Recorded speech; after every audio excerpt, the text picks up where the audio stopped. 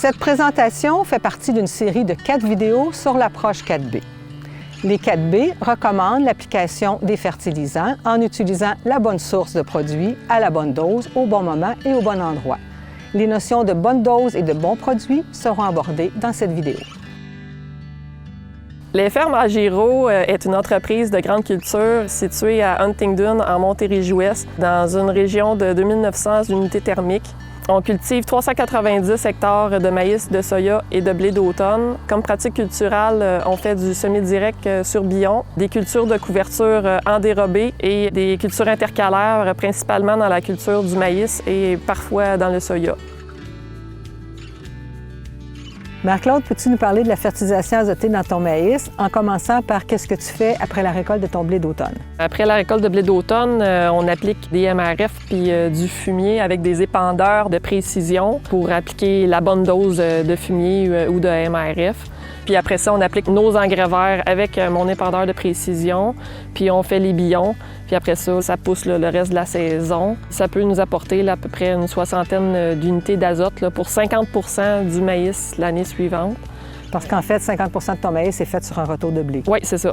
Puis l'année suivante, dans ton maïs, qu'est-ce que tu fais comme fertilisation azotée? Au semis, on va mettre 40 unités. Puis après ça, je vais mettre 100 unités à la volée en poste levé dans le maïs.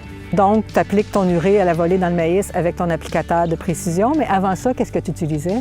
J'utilisais un applicateur Olary, mais maintenant, je m'en sers pour faire mes cultures intercalaires dans le maïs. Pourrais-tu nous expliquer pourquoi, en fait, ici à la ferme, vous avez choisi d'appliquer du 46 à la volée plutôt que du 32 en poste levé du maïs? Le 46, c'est quand même moins cher que le 32, puis on est bien équipé pour aller le chercher directement du fournisseur. Puis j'ai l'applicateur de précision pour bien l'épandre à la bonne dose. Chez vous, vous êtes équipé pour ça, ça vous va mieux, mais ça ne veut pas dire qu'une autre entreprise, ça irait pas mieux avec du 32. C'est le choix de chaque entreprise. Peux-tu nous parler de ton applicateur d'urée que tu utilises dans le maïs en poste levé? Bien, c'est un épandeur de précision Kevern Ellen. On utilise ça parce que c'est quand même une certaine rapidité d'épandage. On peut épandre jusqu'à 60 pieds d'urée dans le maïs. Puis on est capable de prévoir s'il y annonce de la pluie, on est capable de faire une grande superficie assez rapidement. C'est quoi les désavantages de ce système-là, puisque dans le fond, ton urée est appliquée à la volée?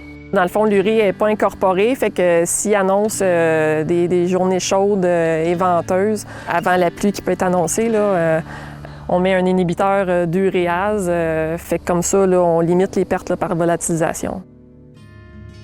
Marc-Claude, est-ce que tu es capable, avec cet applicateur-là de 60 pieds, de faire quand même des parcelles, des essais de dose d'azote dans ton maïs? Oui, même si c'est large, 60 pieds, ça permet, avec le GPS, c'est très bien répertorié. On voit après ça sur le capteur de rendement les différentes doses avec le rendement que chaque dose va nous donner.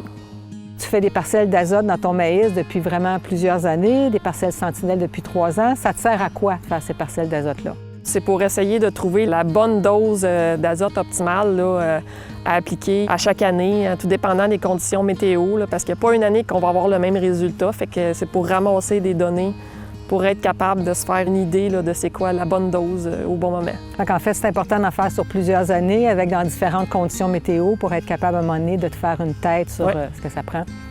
On fait des parcelles de doses d'azote dans le maïs aux fermes Agiro depuis environ 10 ans. On a fait beaucoup de petites parcelles à la main en collaboration avec le sérum. Depuis 3 ans, Marie-Claude participe au projet Parcelles Sentinelles d'azote dans le maïs. En parallèle à ça, elle fait également d'autres essais de doses d'azote dans le maïs dans d'autres champs. Dans le cadre des parcelles sentinelles, on réalise des tests de nitrate dans le sol en début de saison. C'est un bel outil, mais malheureusement, on n'a pas le temps d'en faire plus que dans les parcelles sentinelles en début de saison. Par contre, ce qu'on fait en fin de saison pour valider si la dose d'azote appliquée dans le maïs était adéquate, on fait des tests de nitrate dans les tiges en fin de saison. Donc, pour ce, on prélève une tige de maïs à 6 pouces de hauteur. On prélève le 6 à 14 pouces dans lequel on dose la quantité de nitrate résiduelle en fin de saison. Et ça nous permet de déterminer si, en fait, la dose appliquée précédemment était en excès, optimale ou carencée. Pour tes applications d'azote dans le maïs, là, tu fais ça à la volée avec de l'urée, mais est-ce qu'il y aurait des adaptations à faire pour améliorer peut-être un peu ta gestion de l'azote? Probablement, là, ce serait d'y aller là, avec du 32 incorporé. Pour ça, il faudrait que j'aille plus de main-d'œuvre parce que quand arrive le temps de faire ces opérations-là, là, j'ai d'autres opérations à faire en même temps. Là, puis c'est moi là, qui s'occupe de ça, fait que je manque un peu de temps. Oui, parce qu'en fait, tu as aussi tes intercalaires dans le maïs, ça se met à peu près au même moment où ton azote doit être appliqué. Fait que c'est vraiment question de temps. Là. Puis les contrôles de mauvaises herbes aussi là, qui se font en même temps. Là. Dans les essais de parcelles sentinelles d'azote qu'on fait chez vous depuis 3 ans, on calcule le rendement relatif, c'est-à-dire c'est quoi le pourcentage de rendement de maïs que tu obtiens avec ton 0 azote en poste levé versus ton rendement maximum.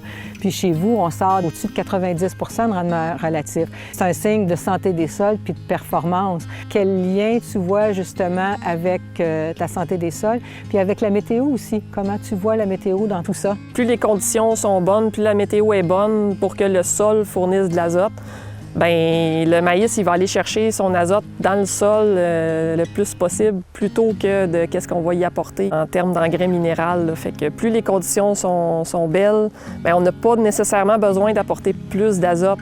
Il va aller le chercher tout seul dans le sol. Là. Oui, parce que ce que tu dis, c'est qu'avec un sol en santé, ton sol va être capable de fournir beaucoup d'azote. Bien, c'est ça. Puis on peut peut-être penser qu'à un moment donné, plus le sol est en santé, plus il va être résilient, puis moins tu vas être dépendante des conditions météo pour avoir des bons rendements puis garder une dose d'azote optimale éventuellement. Oui.